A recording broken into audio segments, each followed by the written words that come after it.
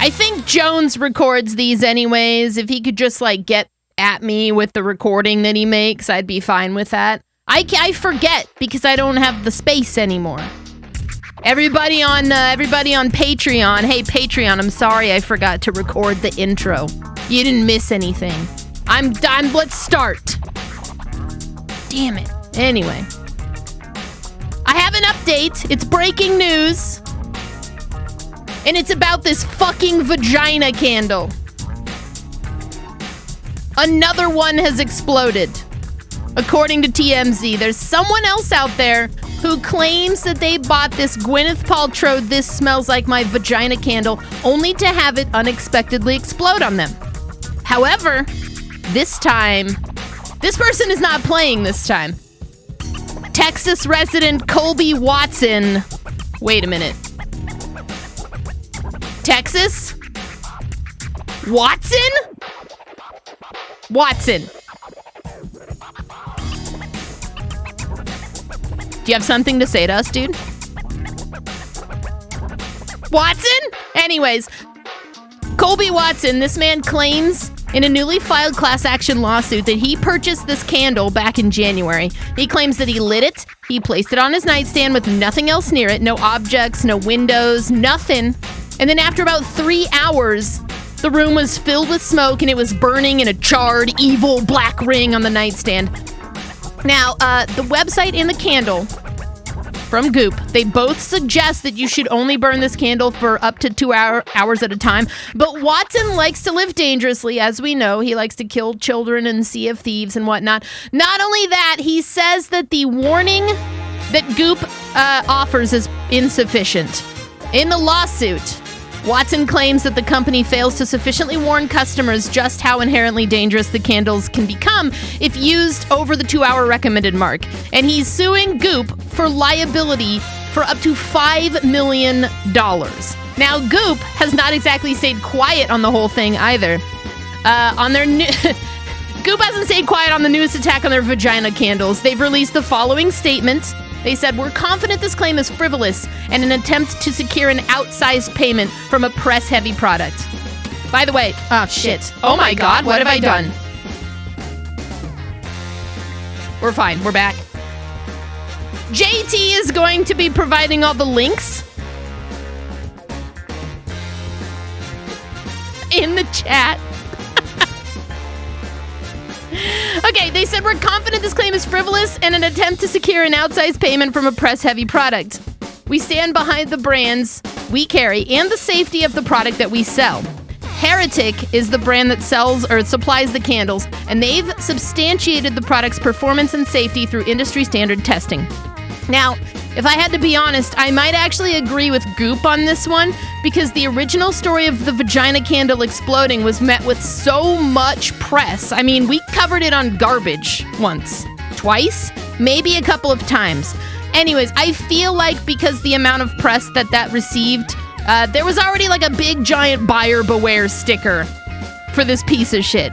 Furthermore, I don't feel like Watson's story involves a legitimate explosion unlike the first story, so is it frivolous? I don't know, Watson. You tell me.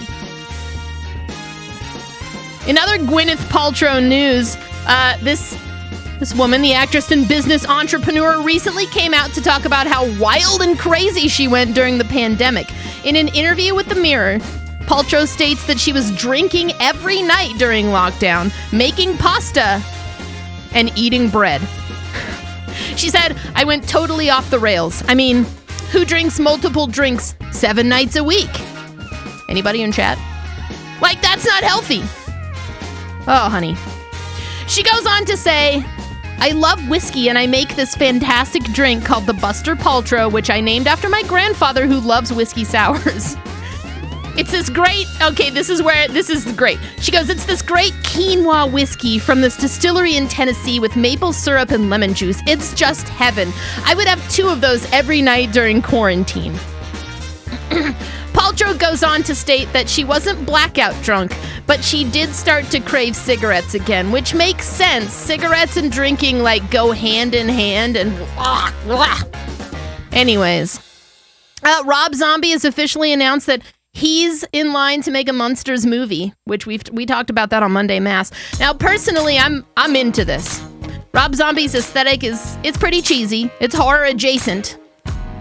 I say this knowing that he's directed a number of horror movies, but you know what? They're all really schlocky, and I mean that in the best way possible. I loved House of a Thousand Corpses. I saw it in the theater over a dozen times. I love his vision for movies, even if sometimes I hate the final product. I'm looking at you, Halloween. Anyways, he's got that homage cinema thing, like, really down, and I'm here for it. But anyways, there are no further details outside of Zombie announcing this on his Instagram, that he, like, acquired the rights to do the film. We really only have left to wonder at this point, who the fuck is his wife gonna be cast as? Because she's in everything he does, you know? What do you guys think? What's she gonna be?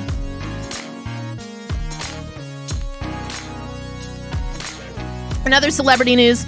Bennifer is back, y'all! Some of you might remember, even to your extreme malaise and disinterest, once upon a time, Ben Affleck and Jennifer Lopez were a couple. I mean, shit. We got one of the worst movies ever made out of it, Geely. Some of you are gonna remember this shit. Anyways, tragedy befell the power couple and they split up, and due to an intense amount of media attention, that's kind of all she wrote, which, you know, I understand that. That sucks that basically people wouldn't leave them the fuck alone and they just got kind of tired having a magnifying glass on them. Anyways, all good things eventually make their way back towards what is naturally right for them to exist as, and such is the case in 2021 when Jennifer Lopez found herself flying back to Los Angeles to attend a funeral, and while in town she decided to reconnect with her old flame, Ben. Apparently the couple are very committed to making things work this time, and hopefully the media will let them fucking live, you know? Anyways, Karen has been deemed one of the worst baby names ever now. It's coming in on the list of popular baby names at an all-time low. Karen has understandably taken a nosedive, the first since around 1927. It currently, or at least as of the names for babies in 2020, sits at around 831 on the list. Statistically, this means that there are only around 325 babies named Karen around, I think, the country. That's a record low from an estimated 33,000 Karens that were birthed in 1965. These statistics are compiled by the Social Security Administration, who publishes a list of these names on a yearly basis. I have to burp, and I just, like, it ain't coming yet. Anyways, they only really track the top 1,000 names on this list for boys and the top 1,000 for girls. Now, Karen was a hot ticket name in the 50s and 60s, but was most popular in the 30s. I'd have to think about what this means in correlation with the Karen meme, but it feels like it tracks pretty well, you know? Like, if you think about, like, 33,000 Karens born in 1965.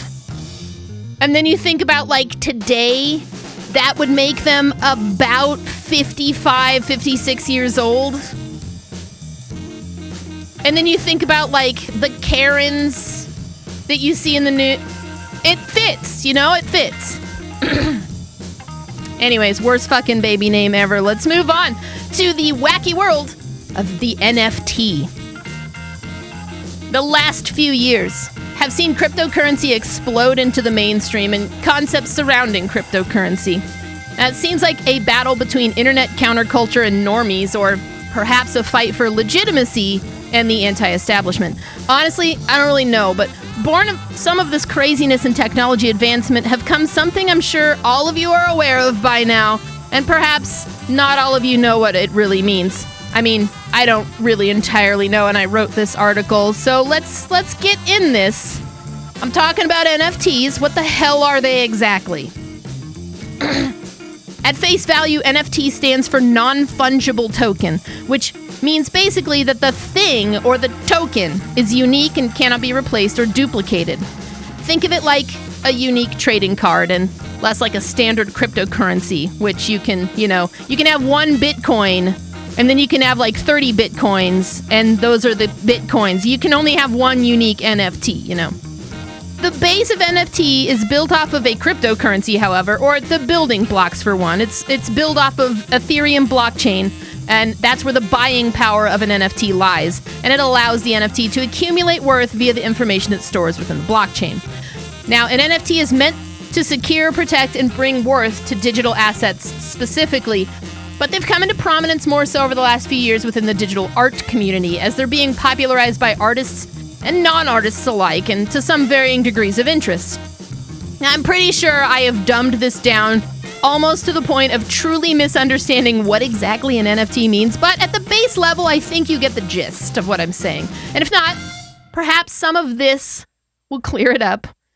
Very recently, supermodel Cara Delevingne had an NFT made of a video of her in the nude talking about how much she loves her vagina. Good for her. In a video where she just went on about this, it was auctioned off for a price that I could not locate and barely had interest enough to pursue locating, and proceeds went towards a charitable foundation she shares a name with that throws support towards environmental causes as well as the LGBTQ plus community. Now, a more controversial NFT story involves Jean-Michel Basquiat's drawing, which was being auctioned off with a non-fungible token value, but was withdrawn from sale after the estate of the late artist confirmed that the seller had no rights to be selling that work to begin with. Now, originally, the story drew heat from the masses, and rightfully so, due in large part to the terms of the sale that included the winner being given the rights and options to destroy the physical drawing.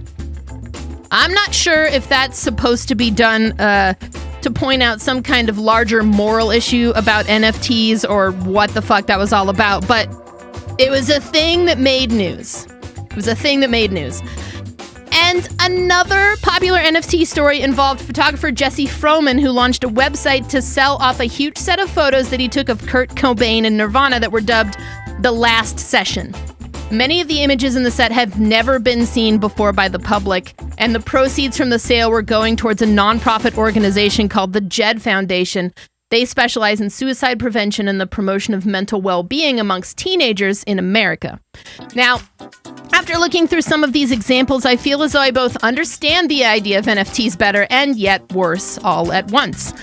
I think currently NFTs are at their most useful in regards to digital art and fine art more specifically, which is interesting to me coming from a digital art background. I think where it gets interesting is when you think about how copyable digital assets typically are. You can right-click and download just about anything that's out there on the internet. But do you really own it? No, you don't. An NFT basically gives you that license to say, yes, I do own this, and that's really what NFTs are about to some extent. Basically, it's currently a hot meme amongst people with too much disposable income to throw around, which makes it kind of disgusting. But I'm also happy for people like this girl, the disaster girl from the House on Fire meme. She was able to sell this image as an NFT to pay off her student loans and give back to charity. For artists, NFTs feel like an unequivocal win. And for rights owners of things that are hard to make tangible, well, it kind of gives them some tangibility. Now, the question is, how do I turn garbage of the internet into an NFT? I'm asking for a friend. Maybe we should turn this shit into an NFT. This shit being Cannibal Corpse meeting Cher. Specifically Corpse Grinder, their singer. The huggable, lovable man-child that we all know from the famed death metal group recently spun an incredible yarn to Metal Hammer, revealing that he was asked to play a birthday party for Cher's son, Elijah. Now, Elijah is in a band called Dead Z, who I unironically love, but that's besides the point. Corpse Grinder goes on to tell that this happened around 15 or 20 years ago at the Viper Room. Corpse Grinder and his wife decided to fly out early, and it was George's birthday a couple of days before that. George, by the way, is Corpse Grinder's real name. Which would you prefer to hear? Corpse Grinder's kind of a mouthful. Anyways, as they flew out early to chill, Elijah invited them out to Cher's house while she was out on a shopping trip, and You know, I'm just going to quote directly the words of George Corpse Grinder Fisher on this. He said, the day before the show, Elijah invited us to Cher's house. When we got there, Cher wasn't there. She was out shopping. I was like, yeah, of course Cher's out shopping. But I didn't know that she came back. Or I didn't know when she came back. So he was talking to Elijah. My wife starts hitting me on the arm, and I'm like, what? And she just whispers, it's Cher. And I'm like, okay, that's cool. But it's not like I'm meeting King Diamond or Chuck Billy, because I'm in awe of those guys. Anyways, he goes up to Cher. He's like, she was super nice. We're there and Cher's making food for us and stuff, and she came to the show as well. I apologized to her for having to listen to Cannibal Corpse, but she was like, no, I liked it. And I was like, come on, Cher, do the metal sign. And she goes, honey, I was metal before you were born. And I was like, damn, I just got owned by Cher. That's good. That's good shit. Anyways, I highly recommend the video of Corpse Grinder at Target if you're completely unfamiliar with him and his band. It's a gem. JT's gonna link it. He's actually a delightful person. Anyways, I've got a couple of other top stories for you. Ladies, I have exciting news.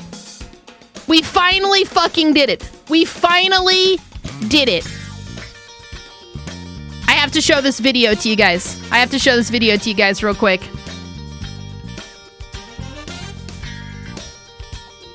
Where is it? Yes! Throwback to when men didn't know we had to peel off layers of our skin after our period.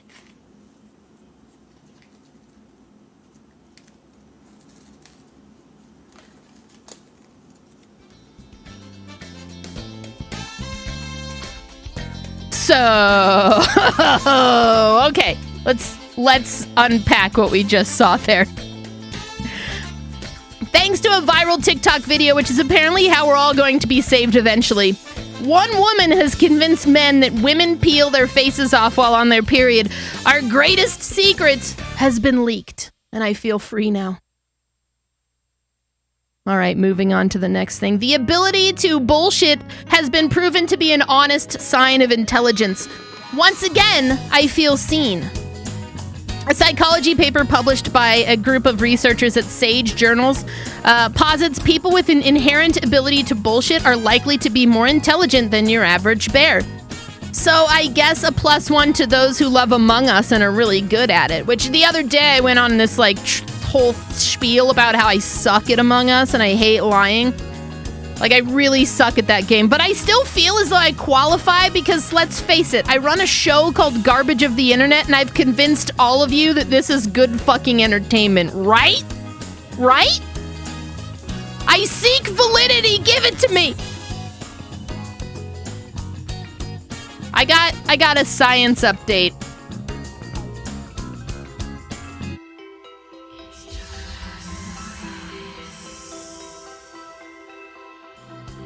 I forget I made these assets. So there's a fungus among us, and it's pushing cicadas into a sexual frenzy, which in turn is leaving a lot of them dismembered.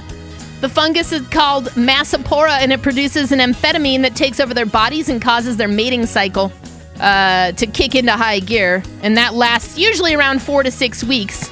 But in this case, the fungus makes it go into a chaotic hyperdrive. Males that are infected will want to basically fuck anything that moves, and since the fungus is sexually transmissible, this seems really dangerous. However, a part of the fungus attack involves the infected losing their entire lower abdomen and genitals. That area is replaced by a white chalk-like appearance, and all of this sounds really painful, right? But scientists claim that it appears as though the bugs have no idea what's going on and they just go about their normal lives, albeit more sexually charged up. Everybody's having a good time while they're infected, says Matt Kaysen, associate professor of forest pathology and mycology at West Virginia University. He goes on to say, I don't imagine there's much pain involved. Maybe a desire to listen to the Grateful Dead or something like that, but no pain. Other science news, human penises are shrinking. If this wasn't enough to get you to care about the environment, I don't know what is. Dr. Shanna Swan, professor in environmental medicine and public health at the Mount Sinai Hospital in New York City, wrote recently in her book titled Countdown that, due part and parcel to the threat of environmental things like plastic manufacturing, sperm counts are dwindling and babies are being born with less girth than ever before. Plastic manufacturing involves a lot of nasty output in order to get to the end result product, and in one of those nasty things is the use of a chemical called phthalates. I meant to look up some of these pronunciations before I started, but that didn't happen, so, let's go. Dr. Swan began looking into this chemical specifically and this problem when she started researching exposure to the chemical while in the fetus. Testing on rats produced shrunken genitals, and later observation of male babies who had been exposed to the chemical also had a much shorter anogenital distance. In other words, small junk. The study refers to it as penile volume, and I hate it. The chemical evidently mimics a natural hormone called estrogen, and exposure to it from plastics that we use every day ends up disrupting the natural production of said hormone, which can stunt sexual development through a good portion of one's life cycle. Swan's book was based on a series of peer-reviewed studies that span over the course of several years, and by her estimate, y'all gonna have small dicks that produce useless sperm in around 20 years or so. So, I'm really sorry to be the bearer of bad news here. However, we could talk about anime instead. That usually makes you guys feel better. Maybe. Possibly. Let's talk about anime. Researchers in Tokyo have been working around the clock on alternate ways to deliver oxygen to people in need, especially in the wake of COVID-19 and ventilator shortages running rampant in hospitals.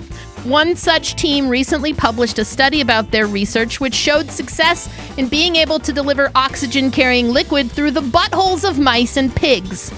The team decided to name this method the EVA method, which, here come the weebs, is heavily inspired by the popular anime Neon Genesis Evangelion, in which mech pilots are often seen using a liquid method to breathe inside of their suits. EVA Therapeutics, which is the name of the company, still has to verify whether or not this anus ventilation thing is even safe for humans, but the voice actress for Shinji weighed in on the subject on Twitter, and she said, "Taking LCL through the anus. I've never done anything like that before. What's going on, father? Misato-san? Will the EVA method save us from coronavirus?"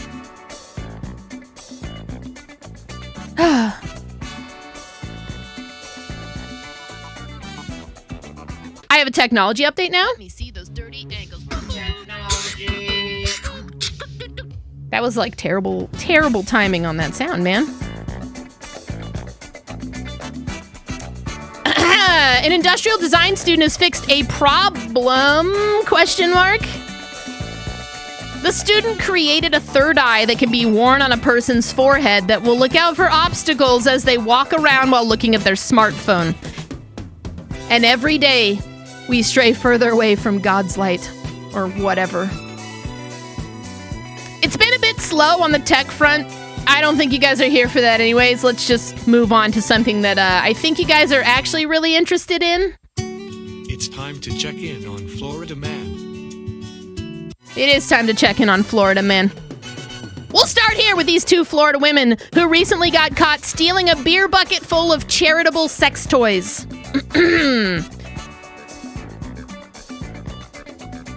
I need a drink for a second. Because I'm not sure what the fuck a charitable sex toy is. But that's what the headline says. Wow, that's no good. However, two Pinellas County women managed to get away from Salty's Gulfport Sports Bar with roughly $200 worth of vibrators. Somehow the math was done, and that's roughly 13 vibrators. Back in May, Salty's Gulfport Bar was apparently holding some kind of charity vibrator race for Gulfport Pride at the end of the month. Again, I have no idea. I have no idea what the fuck most of that means in terms of the vibrator thing, but let's just assume that we do know. Both women were identified in security cam footage after the incident. The bar owner is pressing charges, but does not want the sex toys to be returned for obvious reasons. The women claim they thought that there were darts in the buckets and not vibrators. Anyways, a Florida alligator got hangry and went on a rampage through a Wendy's parking lot recently. Chasing pedestrians left and right, this happened in Lee County a couple of weeks ago where officers responded and subdued a 6-foot alligator. I have video of this, kind of.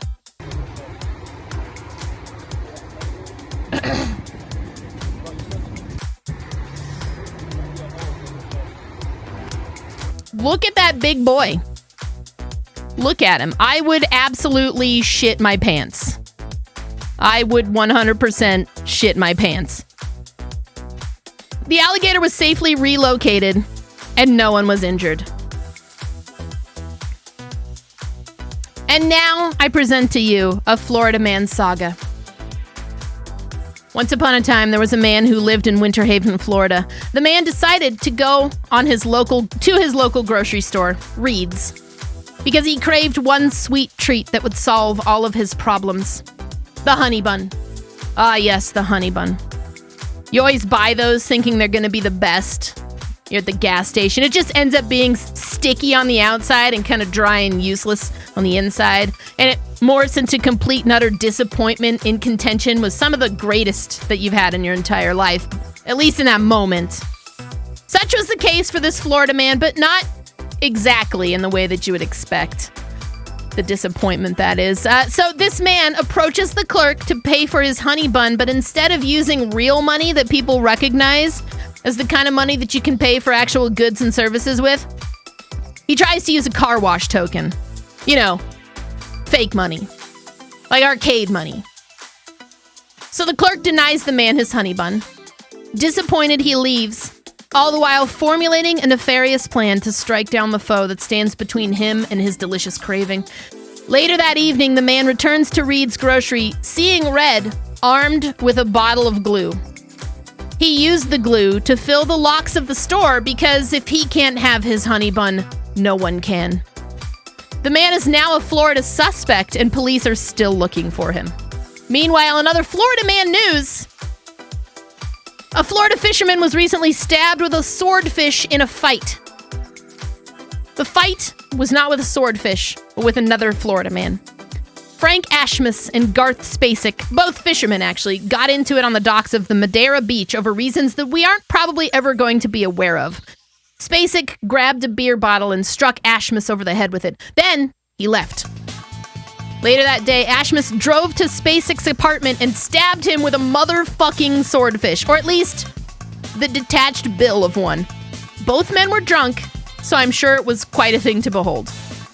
We don't see this kind of thing very often, claims Pinellas County Sheriff's spokeswoman Mariana Pasha. It's Florida, ma'am. I beg to differ. You see this all the time. Anyways, Ashmus and Spacek were both arrested and held for aggravated battery. Spacek, who was the one that was stabbed with the swordfish, is actually doing just fine. And there we have the Florida men saga story. If you're wondering where the Florida man story goes, or not the story, if you're wondering where the song has gone to, you can thank the wonderful overlords of the DMCA. It is gone and will never be returning. I'm sorry. It's time to go to Meanwhile. Meanwhile, Florida alligators and cicadas aren't the only wildlife looking to party up in here.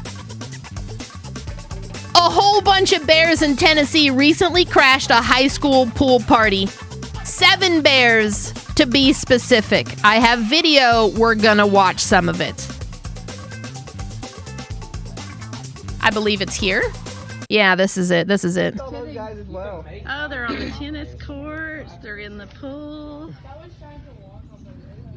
There are 7. Dude, you cannot balance on that. Carla's really brave. She saved our food. Oh yeah, I meant actual bears. Not like the big, burly, hairy men that we all love so much. Anyway, can I stand up here?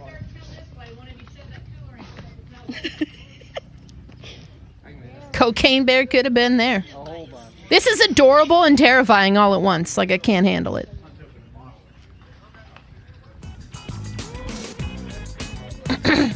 I I think we've seen as much as we need to see here. In terms of the bears, you get the gist. The Chalet Village Junior Reserve Officers Training Corps were visited by a group of black bears who just wanted to have a little fun, man. No one was hurt. And the woman who filmed that video said everybody was safely outside of the pool area. They just, I guess, were walking in and the bears were there and they're like, oh shit. Meanwhile, a New Hampshire man went a little nuts on carnival games. Henry Gribholm. Henry G. claims to have lost his entire life savings on a carnival game and now feels like the game was totally rigged. Gribholm spent nearly $3,000 on a game called Tubs of Fun, trying to win an Xbox Kinect. The carnival game involves tossing balls into a tub, and although Henry practiced for hours to make sure that he would win that damn Kinect, Tubs of Fun at the carnival wasn't something that he could master, and the balls that he was throwing kept popping out of the tub. Henry, frustrated, doubled down time and time again on his attempts, eventually leaving to go home and get more money, which he would eventually lose all of. You know what he did win, though? You know what he did win? He won a stuffed banana with dreadlocks. That's nice. Fucking awesome. Meanwhile, a terror plagues the city of Birmingham, England. It's not Jack the Ripper and it's not that stuffed banana with dreadlocks. It's a 300-ton fatberg that lives inside of the sewer system, and it stretches over half a mile in length in the depths below. Of the monstrosity, Seven Trent Water had this to say. While the true extent of the blockage won't be known until it's removed, it's likely to be one of the biggest blockages that we've ever dealt with. Now, if you're not sure what a fatberg is, it's just like a big mass of waste, grease. Fatbergs are often made larger and more unwieldy by improper use of sewage systems. The title's wrong? Oh, shit. Hang on. There we go.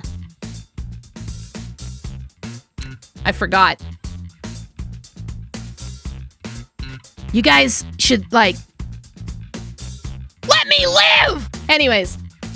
Fatberg. Now that you've derailed me, I'm starting over. Fatbergs are often made larger and more unwieldy by improper use of sewage systems, like when people flush things that they shouldn't, like tampons, baby wipes, diapers, that kind of shit. Fatbergs can also be made larger by improper disposal of greases and fats that develop from cooking, which is why the city encourages people to stop pouring that shit down the kitchen sink as well. Y'all are nasty. Stop it. Here's the fucking goat story. Y'all can calm the fuck down. Jesus Christ. Meanwhile, this goat, like me, has had enough, and it will not leave this Tim Hortons until it gets what it wants. What does it want? No one knows. Royal Canadian Mounted Police in Saskatchewan were alerted recently about the stubborn goat who sat inside of the doors and even after being escorted out would turn around and saunter back through the automatic doors. In true Canadian fashion, employees at this Tim Hortons asked the goat to leave. Goat doesn't care. Goat doesn't give a shit. Officers arrived and assessed that the goat was likely cold and just wanted to hang out and sleep in the entrance. They escorted the goat out, who was very unhappy to be leaving. And he was eventually taken to an animal care hospital and reunited with his owners. I didn't have time to memorize which slides I've got to the buttons I've got to press. There's a lot of moving parts going on here. I'm sorry. Meanwhile, I'm sensitive about the quality of garbage of the internet. Meanwhile, Father's Day is coming and this dad is gunning for some kind of cool dad award with his kid. Matt and his wife Sophie decided one day that, hey, we have the shit to do this in our 3-story home already. Let's pull the trigger. What'd they have the shit to do? They had the shit to turn their entire house into a floor is lava game.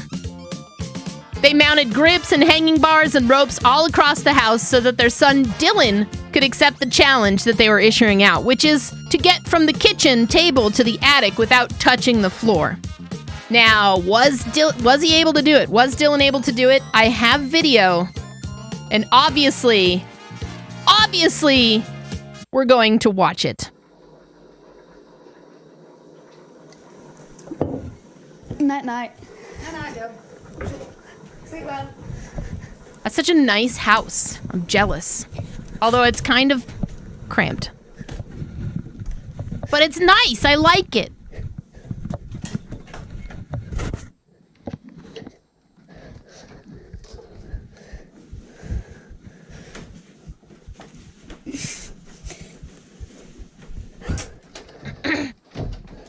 Look at that boy go.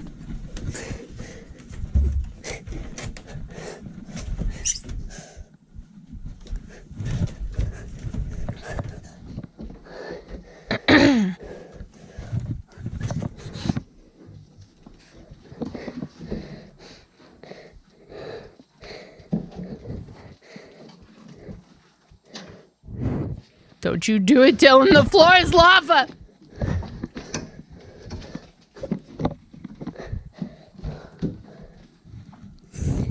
Oh my god, he's brushing. Oh my god, he's brushing his teeth.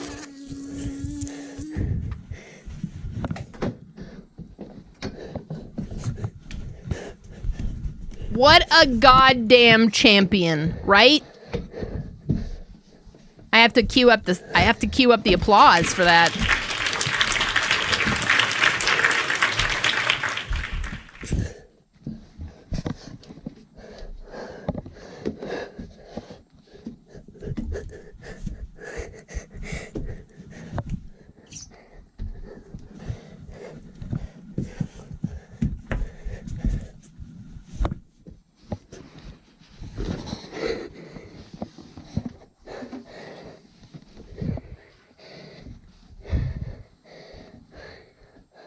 Come on, Dylan. Don't quit yet. Quitting is for losers.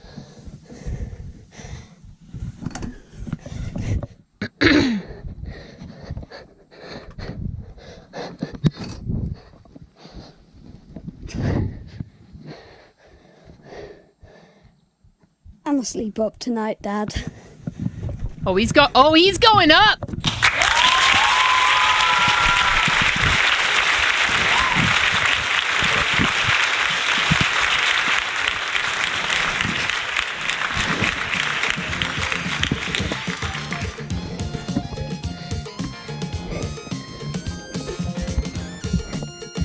Wow. Okay. Look at that. All right. Do I have anything else to say? Do I have anything else to say about this story? I don't think I do. Yeah, no, cool. Real cool. Okay. Meanwhile. Next one. Meanwhile, a pastor in North Carolina is accused of urinating on a woman while she was asleep on a flight. Opposite of cool.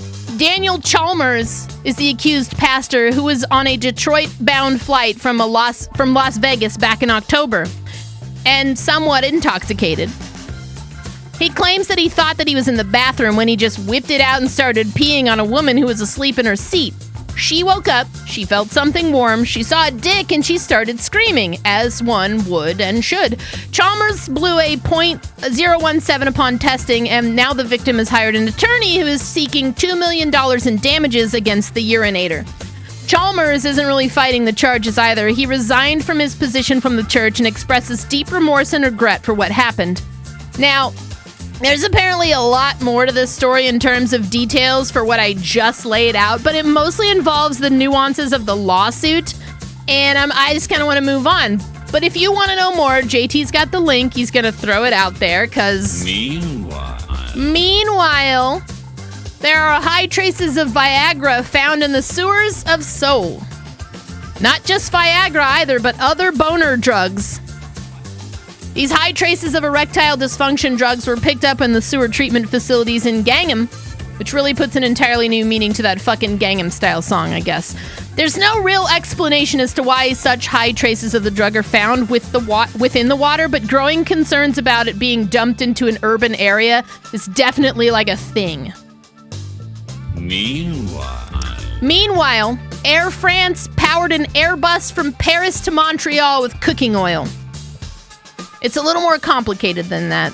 They used a mixture of sustainable aviation fuel that repurposes used cooking oil into something less environmentally damaging. The big drawback, apparently, is that it's far more costly to produce than traditional means, but it does cut carbon emissions in half, which is an inherently good thing. Meanwhile, a Houston, Texas man politely robbed a convenience store. And by that I mean he held up a cell phone store back in May after a failed purchase earlier in the day. Then the suspect and his girlfriend, who are still at large, entered the store later that evening and demanded roughly $200 that they thought they were owed. When employees gave in to their demands, the man attempted to shake the store clerk's hand and then fist bump him, a gesture that was not returned, before leaving the store entirely. And now again, those two are still at large. They're still being looked for. Meanwhile, Goodwill stores would like you to stop donating trash.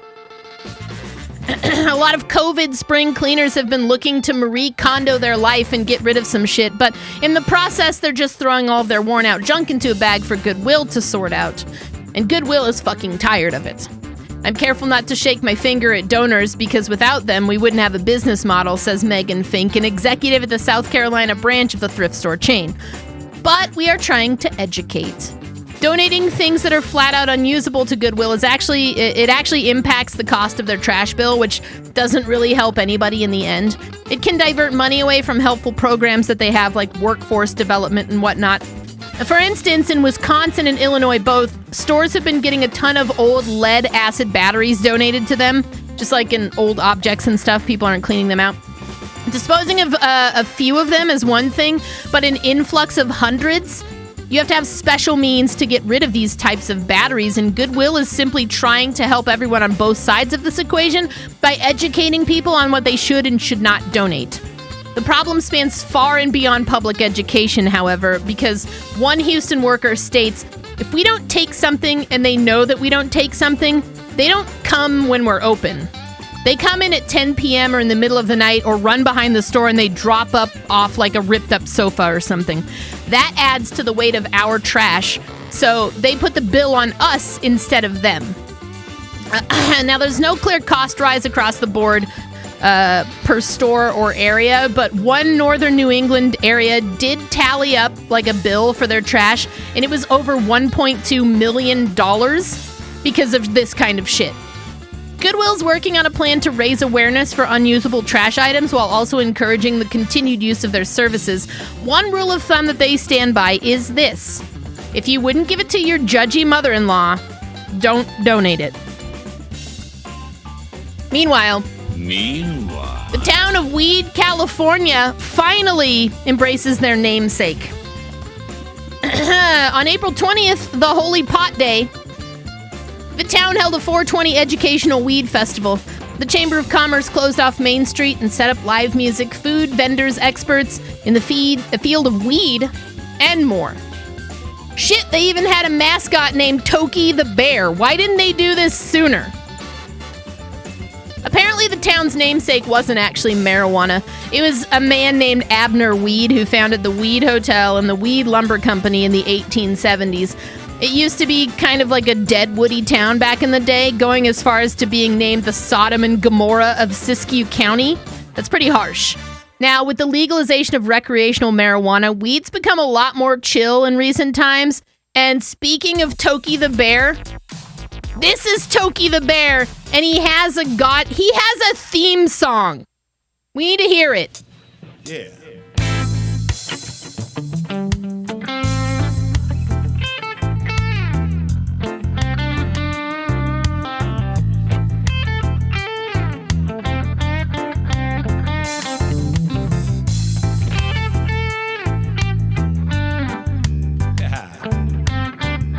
I'm here for it. Holy shit.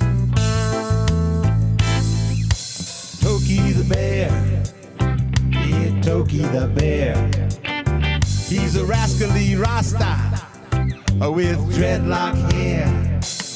He lives in a cave. There's lyrics. In a town called Weed.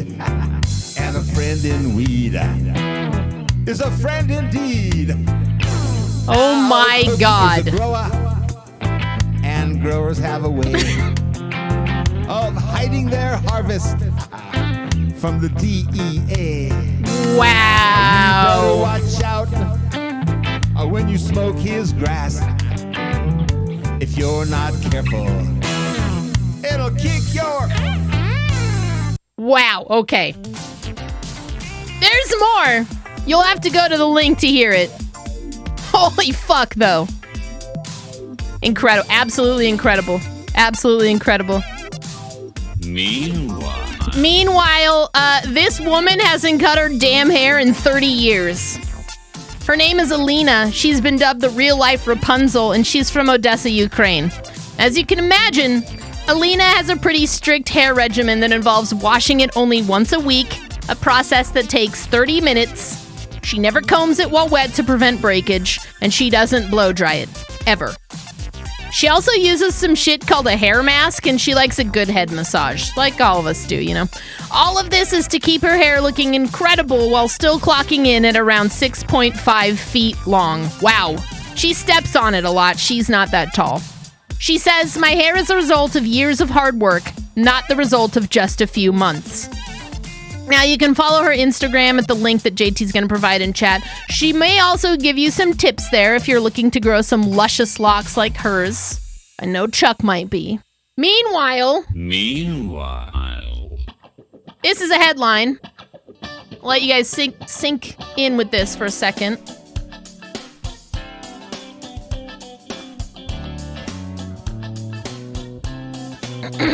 Yeah. Students from Miss Fletcher's Spanish class at the Columbia Secondary School for Math, Science, and Engineering were in for a goddamn surprise one day when they logged into their Zoom call and were greeted with the vision of their teacher sucking the nipples of an unidentified man while dry humping. Now, before that, apparently, students saw Miss Fletcher eating spaghetti with the nipple guy behind her, which makes me question how fucking long everybody watched this video before it escalated and things went too far. You know what I mean? Like, I feel like there may be some details missing. To make things weirder, this shit happened 12 minutes before the class ended. I have a lot of questions. They're getting larger. Was the nipple guy there for the whole class? Did he take his shirt off before or, like, during? When did the spaghetti come into play? How long was this class exactly? Did we just jump from spaghetti to nipple suck? It's a bold move. Everyone has a thing. Anyways, the Department of Education naturally stepped in and they're investigating, deeming the behavior totally unacceptable. Miss Fletcher declined to comment on anything to anyone, like ever. Meanwhile, a Milwaukee baker has come up with a genius idea after being burglarized back in April. In 420, a man broke into the Canfora Bakery. A fact discovered later on when employees arrived and noticed the cash drawer to their register was missing and roughly $200 was also gone. Surveillance video showed a man in the middle of the night lurking around the outside of the building, checking doors. You know, as you do. An undetermined amount of time later, he reappears. This time he was wearing gloves and a face mask, and he manages to get inside. For some reason, once the suspect gets inside to get the cash, he takes off his mask, which was a stunning detail that they caught in what is described as a high degree of clarity from both officers and the bakery owner.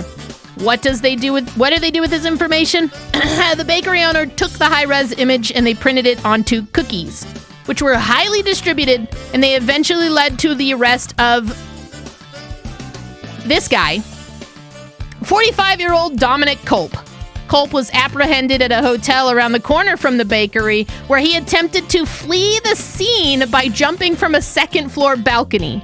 He was caught, and of course he denies being the bakery burglar. The cookie does not lie, though, man. Meanwhile, a Chinese safari park sincerely apologizes for not telling everyone about the leopards that escaped. Oops. Somebody's been paying attention to my Planet Zoo management skills. Anyways, 3 leopards escaped their pens and were roaming amongst the public at the Hangzhou Safari Park recently. 2 of the leopards managed to get captured or recaptured, but one remains at large still. No one really knows how they got out either, and clearly the leopard left the park and just started roaming the surrounding city, a fact that the zoo communicated to no one for a good amount of time, and a fact that has been widely criticized. The leopard at large was roaming around during a pretty big tourist weekend for the city, so that's kind of alarming.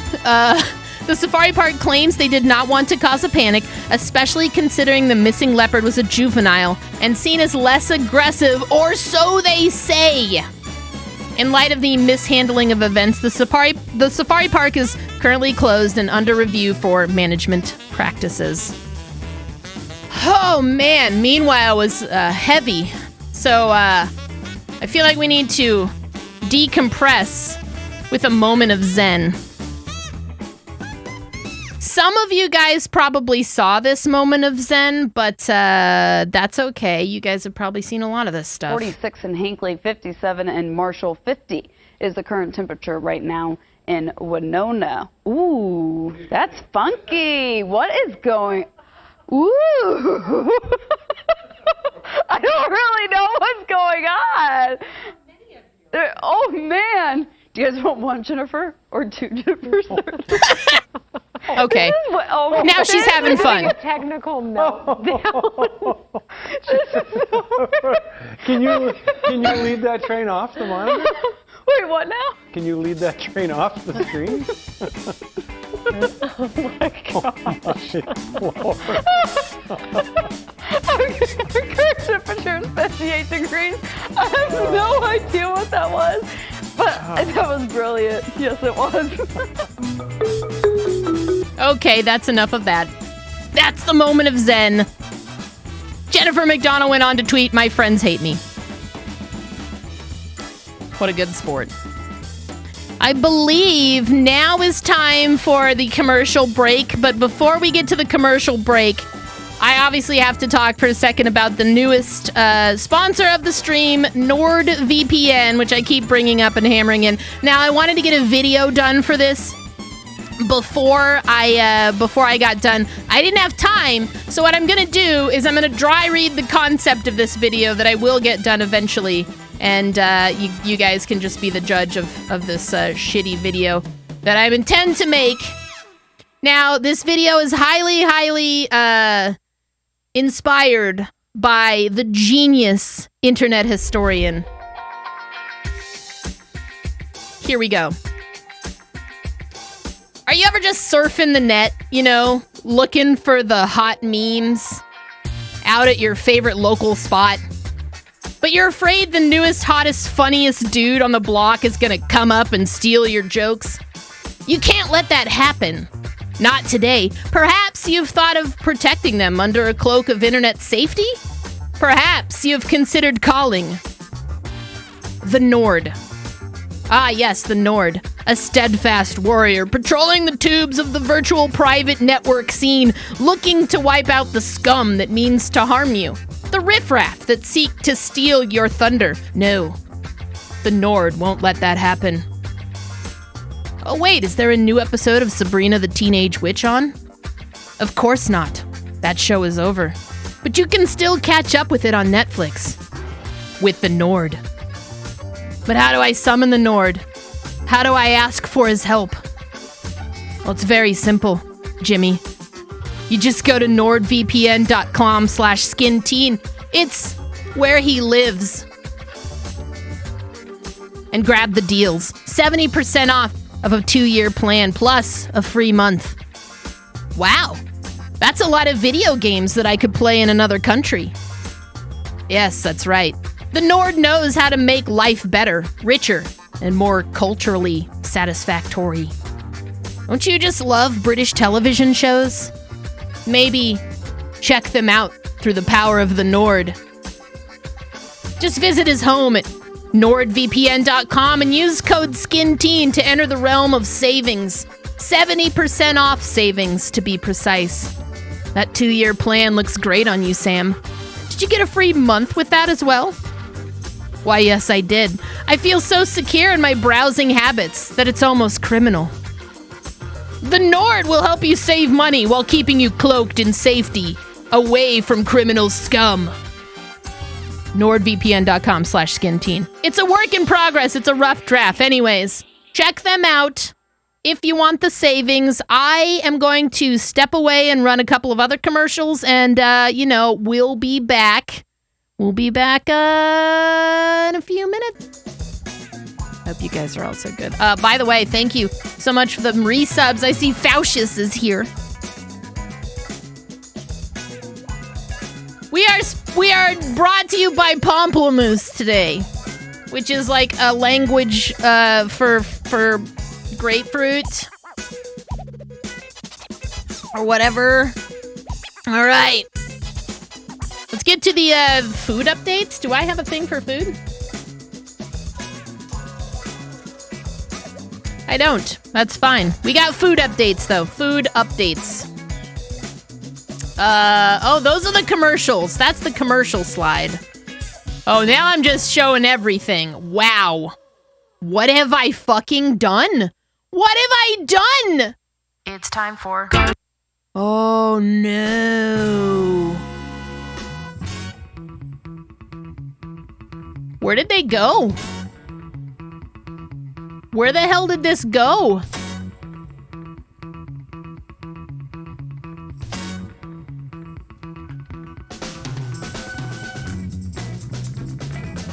I'm very confused.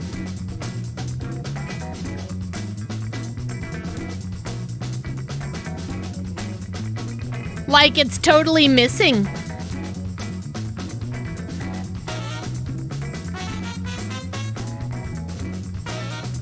I'm super confused.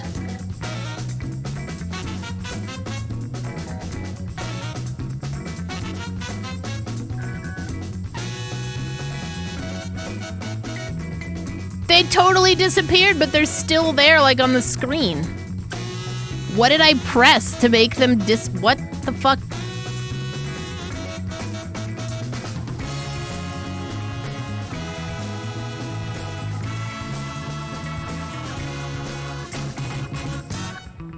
I'm really confused. I'm full stop. I have no idea what happened to these slides.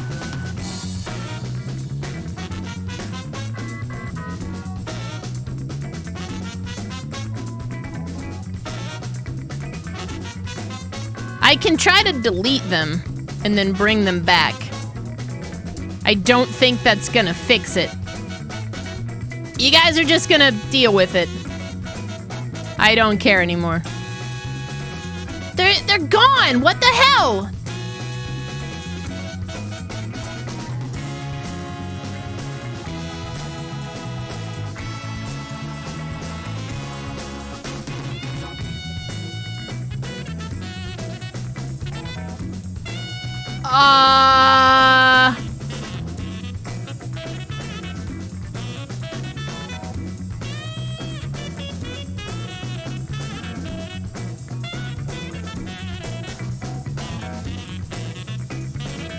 I'm like speechless. Where did they go?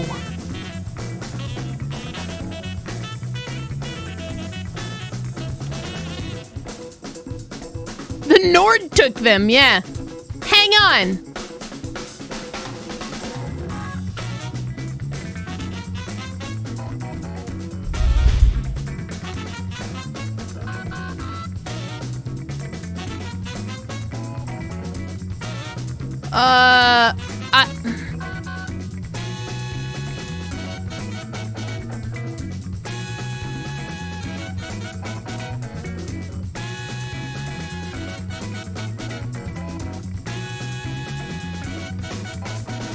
I pressed one thing and they're just gone. I don't even know. Hang on. I'm just gonna make another one, I guess. I don't know what else to do.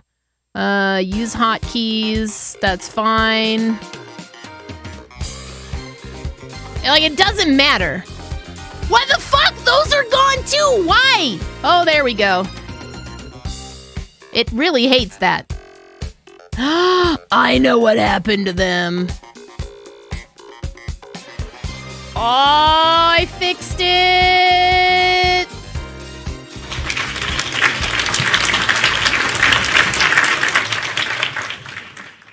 I hate everything. Man.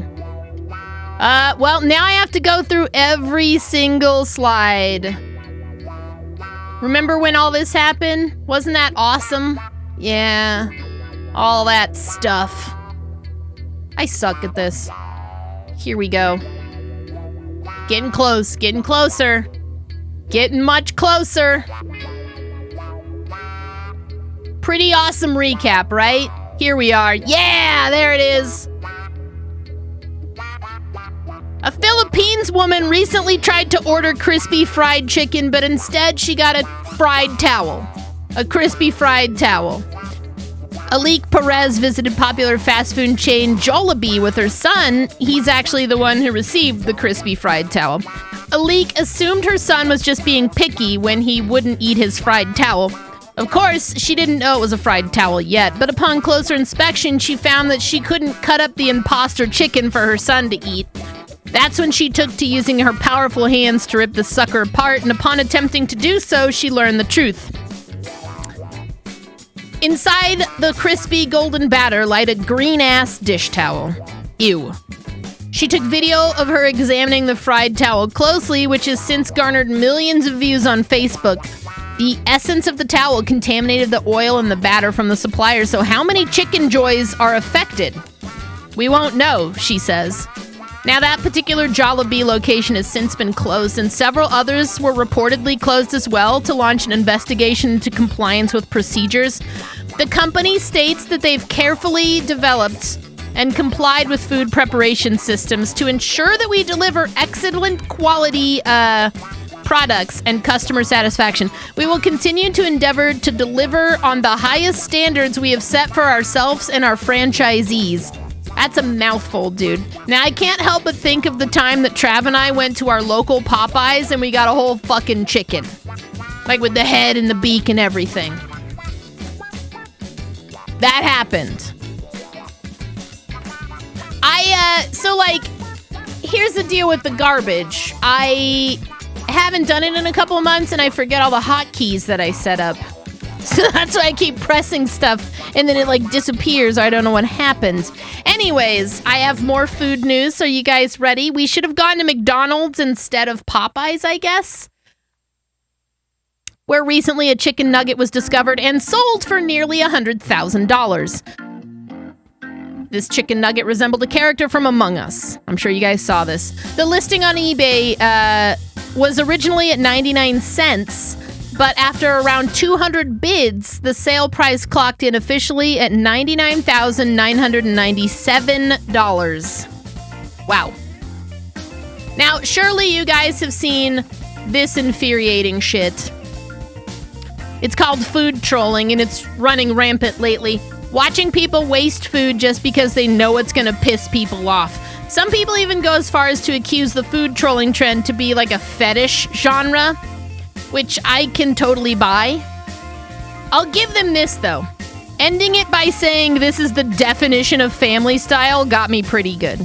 Anyways, the original poster of this video is a man named Josh Flom who embarks upon all this shit with his wife Lisa in a series of Facebook posts that include things like fastest snack ever, which is a video where Lisa spreads peanut butter and jelly out onto a sheet of parchment paper and freezes it. And that was like the least offensive of the videos that I watched.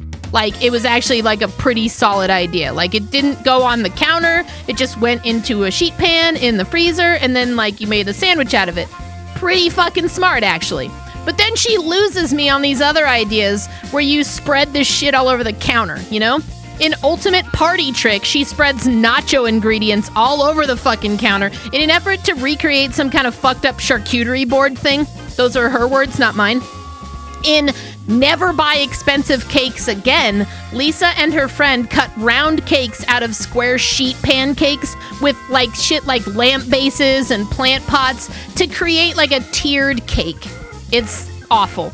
The couple claims that these are all fun twists on making normal everyday food, but judging by the size of their kitchen and how fucking nice it is, you know that's bullshit. It's like the normie version of the channel How To Basic on YouTube, where the guy just throws food like in the toilet and everywhere else. The difference being that guy didn't have a super nice kitchen and well manicured nails, you know?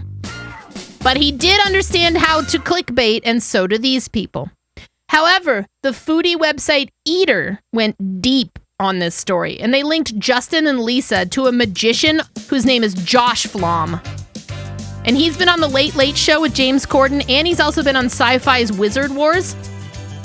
And Josh has a penchant for weird food videos. While the couple hasn't really responded to requests for comment, people closely tied to them have come forward and admitted that the videos are meant to make people kind of go, what the fuck? And I guess to that end, they're succeeding, you know? Anyways, in other food news, there's a fierce battle going on in the... Wait. I don't have a slide for that. Man, I'm all over the place. Whatever. There's a fierce battle going on in the Ukraine over 1,500 bottles of liquor that was made from apples that grow near the Chernobyl nuclear power plant. I'm just gonna talk about this story. Atomic vodka was developed as an experiment by scientists to see if they could produce something safe to consume from the area that surrounds the infamous nuclear disaster. The apples were grown inside of what is called the exclusion zone, which is an 80-mile-wide area surrounding the power plant where around 10,000 people still live. The experiment is an effort to bolster income for families that still live there that aren't allowed to farm. If the liquor is deemed safe, this could be huge for them. Scientists in the United Kingdom were hoping to get their first shipment of the liquor for prototype and sale. Testing's already taken place, and the vodka's been deemed safe. But the Ukraine government is trying to block the shipment. Not because of radiation, but because of documentation and customs. Or so they say. Finally, the story that I do have a slide for. Would you like some Bitcoin pizza? I think this is similar to Mr. Beast Burger. Bitcoin Pizza is a pop-up pizza place that is set to partner up with independent pizzerias in 10 cities, or it did. I think it was at the end of May. And they were providing food for Bitcoin charity. I don't know what the fuck Bitcoin charity is. Whatever. However, Bitcoin Pizza does not accept Bitcoin, so bring cash. Speaking of ghosts, ghost kitchens, spooky news. What do morticians actually do to you after you die? Have you ever been in the shower and wondered that? Or like laying in bed and wondered that? Perhaps you're just watching this show like right now, and now you're wondering that. Anyways, I have help. Wired recently did a video with licensed Minnesota mortician Victor M. Sweeney. That's him in the picture. That's such a mortician name that I can't handle it. And he addresses some of the following questions. We're not gonna watch the video, but here's some of the questions that he tackles in this video. Questions such as, when someone dies, do you remove their poo, or are we all buried with an unpooed poo? Or perhaps the question, how do extremely obese people fit in a coffin? Do they make a plus-sized coffin, or does the mortician, like, cut fat out and then sew them back up? Or the questions like, do morticians put a bra on you? Because if so, I would like my rotting corpse to not wear a bra, and I would like my ghost to be wandering braless with poking nips slipping out of the edge. Anyways, JT's got the link. You can check out that video if you would like to know more. In other spooky news, before GeoGuessr was called GeoGuessr, it had another name. Maybe you guys can help. I wish I could remember what it was called. I would swear this was a thing, though. I used to play it. It didn't have, like, specific rules other than you were, like, supposed to just find your way to the airport from the location you got dropped off at. Does anybody else remember this? I don't know if it was GeoCreeper. I'm not sure. Anyways, it's important to note that the bird people was something witnessed on Google Street View, which would have made a much better list in my opinion, but still, some of this stuff is valid and was inspired by the recent story of a phantom building that was witnessed in London via Google Maps. We're here. There we go. There's the phantom building. That's more of an overhead aerial kind of thing. Anyways, due to that anomaly, The Mirror has compiled a list of what they say are some of the creepiest things ever to be seen on Google Earth. I don't know if I agree with some of these, but we're gonna go through them. You gotta give me a second here because I gotta get the list pulled up.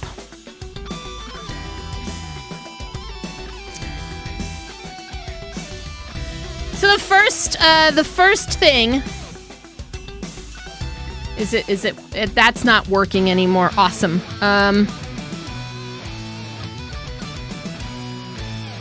Huh? Is it here? There it is. There we go. First thing on the list is a submerged car behind cold case mystery. I don't know if I even see what they're talking about here, but this is a thing. The Mirror says, verbatim, this chilling picture of a submerged car incredibly solved a cold case mystery that had police baffled for more than 20 years. So this is real. William Moult was reported missing from Lantana, Florida in 1997 after failing to return from a night out. Cops couldn't find any leads. Oh, I see the car now. I see it. In 2019, the vehicle was dredged out of the water and his body was identified after a previous resident spotted it during a Google search. And disturbingly, that photo was there for about 12 years prior before anybody noticed it. It's crazy. Next photo up on the creepy list is this, a hidden Scientology bunker. Found near Mesa, Huerfantina, New Mexico. These strange symbols look like the work of the occult or even aliens, but in fact they are said to be Scientologists' aerial signposts marking a bunker that includes a huge vault built into a mountainside. The Washington Post said that the tunnel was built to hold the works of L. Ron Hubbard, but it was built to hold the works of L. Ron Hubbard. We can move forward. This one fucks me up. Grisly murder spot. It looks like a scene from a horror film, but this snap near the Beatrix Park dock in the Netherlands isn't thankfully what it seems. The picture went viral as concerned viewers feared they had stumbled upon the side of a bloodied body being dragged into the water, yet it was actually the side of a wet dog leaving a trail on the wooden floor as it rushed towards the shore. It's crazy. The next one is a tragic cruise ship disaster. Dwarfing the Italian coastline, this huge shipwreck could once be spotted from the skies and is a painful reminder of the Concordia. Speaking of the internet historian, he's got a video on the Costa Concordia, which is brilliant. The cruise ship capsized and sank near Isla del Giglio in 2002. Despite a 6-hour rescue mission to bring passengers ashore, 27 were killed along with 5 crew and 1 member of the salvage team. The next one on the creepy list is this gangster's creepy sculpture. This aerial sculpture of a baby-like creature looks sinister enough, but it was actually created by a convicted murderer. Notorious Scottish gangster turned artist Jimmy Boyle was sentenced to a life imprisonment in '67 for the murder of another gangland figure, which he still denies. He served 14 years and designed this 100-foot sculpture, which lies in Hunters Hall Park in Craigmillar, Scotland, while he was in jail. The next one on the creepy list is Blood Lake. A blood-red lake outside of Sadr City in Iraq has led to a number of grim rumors over the years. While a local once said that he was told by a friend that nearby slaughterhouses often dump blood into canals, no official explanations have ever been given. Other less macabre suggestions include that the colorization comes from sewage or a process to treat the water. The next creepy image is a missile. A missile caught mid-flight. A particularly scary sighting of a more man-made kind was spotted in 2006 flying over Utah. Utah, look away now. This image of what appears to be a live cruise missile was snapped sailing freely over the U.S. state. Others, however, believe it was a jet airliner with dark-colored wings. Next one. Get your teen grams ready. Discovered at the Upper Tobol Reservoir in Kazakhstan, this ominous-looking pentagram sparked claims of satanic cults. Conspiracy theorists even claimed that if you zoomed in on the picture, 2 locations would come up, one named Adam and one named Lucifer. As is often the case, there is a simpler explanation. The outline is actually said to be a park designed in the shape of a star, popular in Soviet-era construction. This isn't the last one. It's close to the last one, though. It's Crabzilla. I can't quite wrap my head around this. Dwarfing nearby fishing boats, the unnerving image was captured from above in 2016 in a popular crabbing spot in Whitstable, prompting residents to scuttle away, perhaps even sideways, in fear. Apparently, passers saw the creature slip sideways into the water as two young boys fished nearby, but others have claimed the image could have easily been photoshopped. And finally, a quote-unquote shark in the pool. Never was a Liverpudlian catchphrase calm down, more appropriate than when a monster shark was sighted in the city's Albert Dock in 2010. Liverpool, I guess. Again, spotted in the increasingly alarming Google Earth, the shape was said to be a basking shark, which had grown to a terrifying 35 feet and might have been old and looking to die. Good Lord. Well, that will just about do it for the, that will just about do it for those. Before I move to the next image, I have to switch out a couple of things here because for some reason my slides weren't working. My slides weren't working properly. Here we go. Let's see if this works. Sports? I've got sports.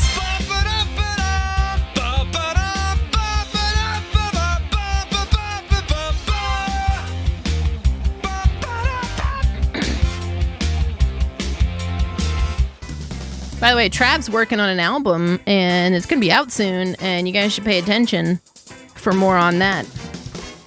So, sports news. This happened. Logan Paul fought Floyd Mayweather, and apparently it sucked, which is to be expected, but the real hilarious story is that Dana White, boisterously idiotic head of the UFC, has declared the match a ludicrous farce and an affront to combat sports. There's always going to be people that are willing to put down $50 to watch that kind of shit, says red-faced megalomaniac who takes $70 a ticket on the regular for what is often not that exciting combat sports. Please, Dana, you're just mad that you didn't get a cut of the rich people money. Anyways, I've got more exciting video of this. The 360 knockout kick heard around the world. Let me pull that up real fast. I think we can actually just watch it here. It's a very short fight. Woo!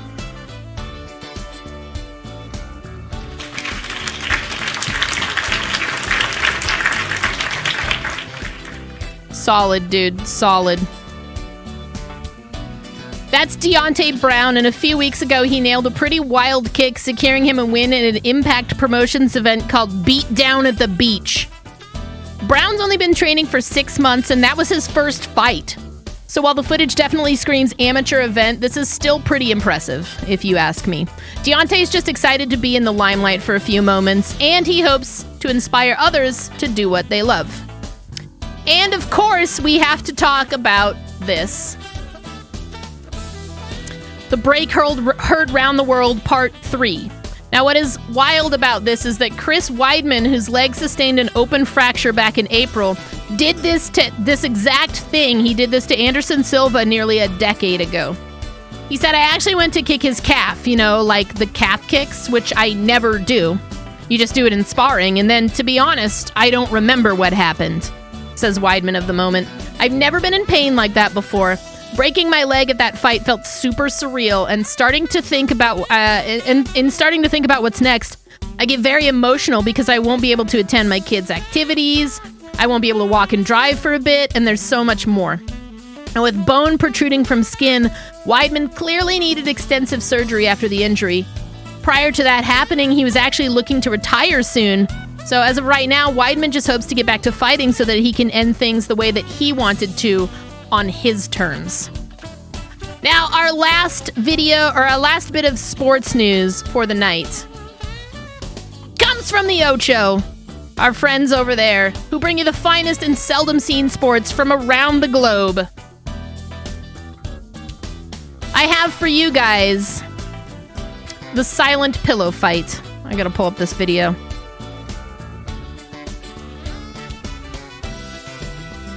I think we can just move over here. Let's Hey guys. Oh. Do you have a balding head? Do you Shut the fuck. Shut up.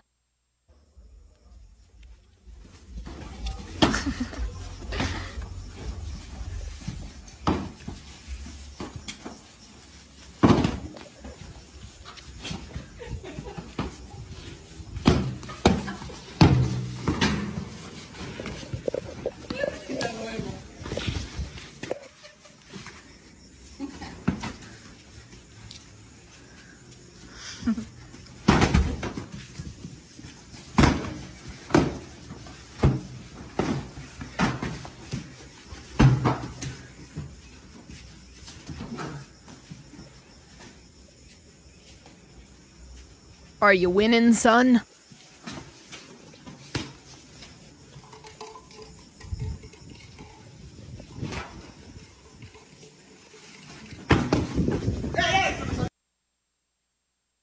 Oh, I wasn't expecting it to be over so soon.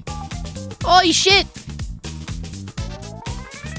Well, that brings us to, that, of course, brings us to Without Context.